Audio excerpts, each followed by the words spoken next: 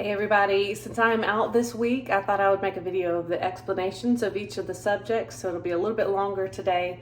I'm just kind of breaking down each of those motions and the parts. But for math, this week we are doing our 9s and our 10s. Our 9s, and really in general with math, I usually go through and circle a few, and we'll do different activities or different silly things with each of those, whether it be an exercise or a dance move or a silly voice. With those circled ones, but I'll just sing those for you now because it's pretty self-explanatory. 9, 18, 27, 36, 45 and 54, 63, 72, 81 and 90, 99, 108, 117, 126, 135. And then with our 10s, it's just a chant.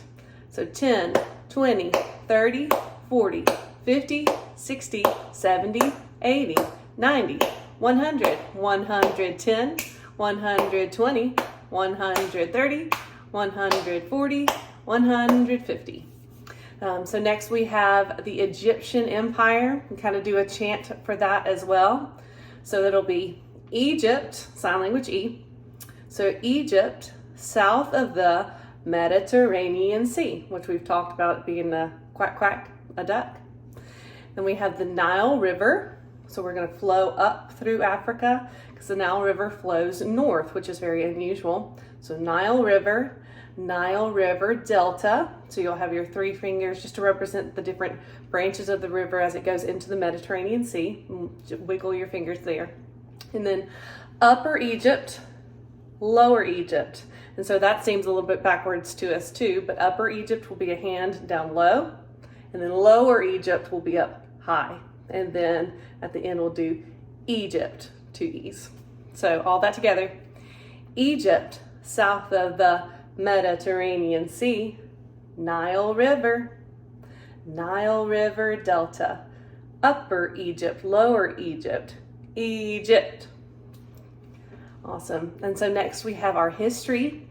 Tell me about the Romans. It's a lot of words, but actually gets to be pretty easy the more you listen to the song. But I'll break down the motions for you now. So it starts with the Roman Republic,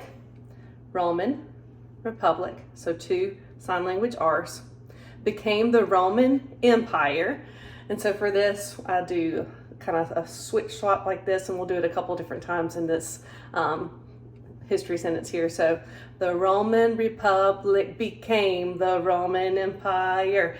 And you can't really see the ends of my arms, but I'm just stretching them really far out because empires are big. They're much bigger than a republic. So the Roman Republic became the Roman Empire when Augustus was crowned emperor. So now I'll bring my hands down and lift the crown to be emperor in 27 BC. So I'll have a 2, and then I'll bring my 5 together, it makes 7. So here with crown in 27 BC. And this was followed by the Pax Romana. I just bring my hands down, and then for Pax Romana, that was a time of peace in the Roman Empire. So peace, not the official sign language, but fun. So Pax Romana for R, okay? So all that together real quick. The Roman Republic became the Roman Empire when Augustus was crowned emperor in 27 BC. This was followed by the Pax Romana. And then the next whole sentence there starts with in AD 286. Nothing for that. We're just saying the date. In AD 286, the empire, so stretching out for empire again, divided. Okay, so we'll bring an X to represent the empire coming in, and now it's divided.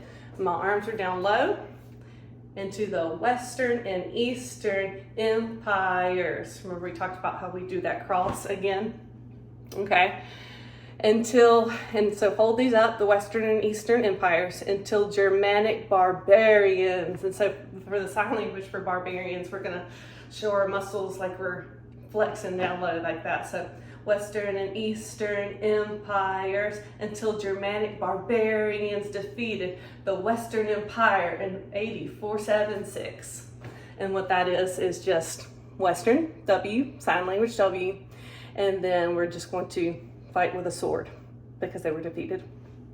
So let me sing that all the way through slowly and you can come along with me. So tell me about the Romans. The Roman Republic became the Roman Empire when Augustus was crowned emperor in 27 BC. This was followed by the Pax Romana. In AD 286, the empire divided into the Western and Eastern empires till Germanic barbarians defeated the Western Empire in AD 476. Awesome. Okay, next we have our Latin noun endings. And so on my board, and yes, I was thinking it might be backwards on the video, so I'm sorry about that. I really don't know the reason behind that. It's flipped. But I have these pronunciations, and if you would like a copy of this, I'd be happy to send it to you. But bear with me for being backwards for a minute. But these are the second declension noun endings, and it's going to be us, e, o. So us as in puss in boots, e as in tree, o as in go, as in yum, and o again. So that'll be us, e, o, o, us, e, o, o, us, e, o, o, singular second declension. And then over here we have the plural. So e, o, rum, is, os, is. So that's e as in tree, orum as in o, rum as in drum, so orum, is as in geese, os as in ghost, and is as in geese again. So e orum is os is, e orum is os is, e orum is os is, plural second declension. And then the other thing I like to do with this, and we did with our singular, our first declension, is we'll hold up our fingers. So we're learning 5 different declensions, and so we want to memorize which one goes with which. So as we're singing this, just to give us muscle memory, we're going to hold up one hand for the singular, 2 hands for the plural. So let me do that again, just a little bit quicker to save your time. But it's, oh goodness, us, yes. Us, e, o, o. Us, e, o, o. Us, e, o, o. Singular second declension. Is, o, or e, orum is, os, is. E, orum is, os, is. E, orum is, os, is. Plural second declension. Awesome. So now we are doing our English prepositions. All right, so this is tricky because I'm so close to the camera here, so I'm going to back up a little bit. We ended last week with beside, so we were squatted down and our hands were on our right hip. And so now we are going to go from here to between. So you're still squatting down, you're going to hold up your left hand in front of your face, so you're between, and then you're going to point with that same left hand, and as you're pointing, you are standing up. Okay, so we're going between to beyond. All right, so beside, between, beyond, standing up, and then but, by, concerning. Okay, so for but, we'll hold our hand right here up in front of our chin, our left hand, then we'll hold up by with this hand, and then concerning, we're putting our head to the side and having both hands over our heart like this, okay? So that is from beside here. Between, beyond, but, by, concerning. And that's all really quick this week. And so we'll practice it, but it's gonna feel really, really fast. It's gonna become one fluid motion though. So let me start that from the beginning, all of those prepositions, and I'll go a little bit slow. All right, let me back up. From about, above, across, after, against, along, amid, among, around, at, atop, before, behind, below, beneath, beside, between, beyond, but by, concerning. So again, that's gonna be quick, but we're gonna practice it. It's actually a lot of fun once you get it in your mind, okay? So that's English. Science, what are the major groups of invertebrates? And so you can either make this a song or just do the motions with your hands. It really just depends on your child. But the major groups of invertebrates are sponges, like we're holding a sponge, stinging cell animals, have our stinger. We have the flatworms, roundworms, segmented worms, mollusks, sea stars, arthropods. And so if you make that a song, it'll be, what are the major groups of invertebrates? Sponges, stinging cell animals, flatworms, roundworms, segmented worms, mollusks, sea stars, arthropods. And so last we have our timeline, and yes, so we're starting with Judah falls to Babylon. This week starts with Judah, and last week ended with Buddha. And so how I always remember it, because it just seems like all the kingdoms and empires are falling to one another, and it gets confusing, but we end with, let me see, what was it? Lao Tzu, Confucius, Buddha, then Buddha goes to Judah. He doesn't really go to Judah, but it helps me remember it. So Lao Tzu, Confucius, Buddha, then Buddha goes to Judah.